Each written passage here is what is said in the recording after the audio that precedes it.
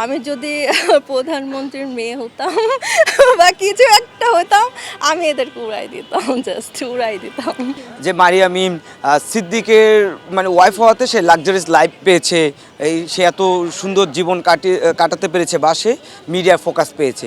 আসলে যখন আপনাকে বলে যে সে এত অর্থবিত্ত কোথায় পায়, তার আয়ের উৎস কী, এটা কি বলবেন?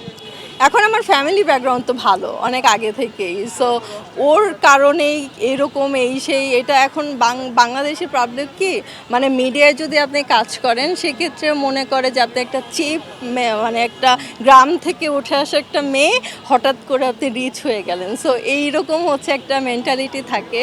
তো এখন তারা এই জন্যই হচ্ছে এইসব কথা বলে, কিন্তু আমার ফ্যামিলি বাবা মা এরা তো অনেক ভালো ব্যাকগ্রাউন্ড থেকে আমি বিলং করি। সো এখন তাদের কথা এখন আমি কি বলবো, আসলে এটা তো আর বলার কিছু নাই আমার। সঠিক প্যাড আর সঠিক তথ্য দিয়ে এসব সামলে নিব এক হয়ে।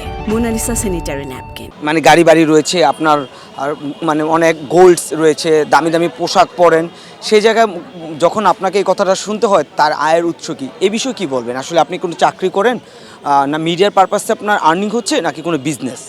আমি তো বিজনেস করছি অনেক আগে থেকেই, তো ওখান থেকে আমার আর্নিং আসতেছে। আর হচ্ছে আমি অনেক সময় হচ্ছে আমার বিজনেসের জন্য আমার বাবার হেল্প নেই, আমার আম্মুর হেল্প নেই। সো সব মিলায় হচ্ছে আস্তে আস্তে আমি গুছিয়েছি। আবার আমার সোশ্যাল মিডিয়া থেকে টাকা আসে। আর আমি কি কাজ করিনি, আমি তো অনেক কাজ করেছি। এখন আমি কয়েক বছর 1-2 বছর আমি ব্রেক নিয়েছিলাম, কারণ আমার ডাস্ট অ্যালার্জির কারণে আমি যখন শুটিংয়ে যাই অনেক মানে ডাস্ট থাকে আমার, আমি নিতে পারি না ওইটা। সো দ্যাটস ওয়াই আমি ব্রেক নেই। তো এই জন্য কিছুদিন আমি কাজ করিনি, বাট সামনে আরও করব। আর হচ্ছে এর আগে আমি কিন্তু অনেক কাজ করেছি।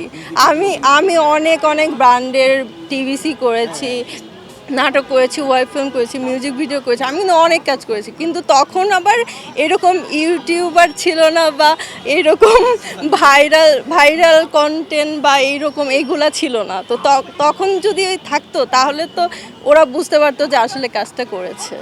আচ্ছা, যারা আপনার সম্পর্কে এটা বলেন যে প্রতিটি অ্যাওয়ার্ড শোতে মারিয়া মিম এবং প্রতিটি অ্যাওয়ার্ড উনি পাচ্ছেন, কিসের পারপাসে পাচ্ছেন? উনি ডেফিনেটলি ইনভাইটেশন পাচ্ছেন। উনি কি অ্যাক্ট্রেস, উনি কি মডেল, না উনি কোনো পারফর্মার? এই যে আপনাকে যখন এভাবে প্রশ্নবিদ্ধ করা হয় বা প্রশ্ন করা হয়, তাদের ব্যাপারে আপনি কি বলবেন? ওরা অ্যাকচুয়ালি সবাইকে নিয়ে এই কথা বলে, শুধু যে আমাকে নিয়ে বলে যে আমি কেন ইনভিটেশন পাই, আমি কেন পাবো না ইনভিটেশন? আমি সেই কত বছর আগে থেকে মডেলিং করি, তো তখন থেকেই তো আমি পাচ্ছি, তো আমি কেন পাবো না? আবার ওরা সবাইকে নিয়ে আসলে বলে, এটা ওদের হচ্ছে জেলাসি থেকে বলবো না কি থেকে বলবো, যে ওরা আসলে বাংলাদেশি আর্টিস্ট কোনো পছন্দই করতেছে না, তাই না? কোন একটা নায়িকা আসলে বলে এ কোনো নায়িকা হলো? এটা কোনো নাটক হলো? তো বাংলাদেশি মানুষরাই তো বাংলাদেশে পছন্দ করতেছে না, তো এখন এদের নিয়ে আসলে কিছু বলার নাই। আসলে এই যে নিন্দুকদের কথা বলেন বা সমালোচনাকারীদের কথা বলেন, এটা আপনার কেরিয়ারে, ব্যক্তি জীবনে কতটুকু প্রভাব পড়ে? এটা এখন পড়ছে, এখন অনেক পড়ছে।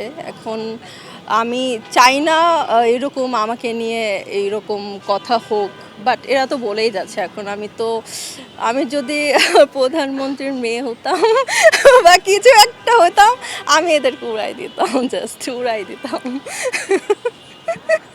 এইসব নিন্দুকদের, যারা ব্যাড কমেন্টস করে, যারা আমাকে নিয়ে পড়ে থাকে, এখন আমার কাছে তো সেই পাওয়ারটা নাই আসলে। এখন যদি কেউ হেল্প করে, পাওয়ারফুল লোক, তাহলে অবশ্যই আমি চাইবো যে এদেরকে জাস্ট উড়াই দেওয়া হোক।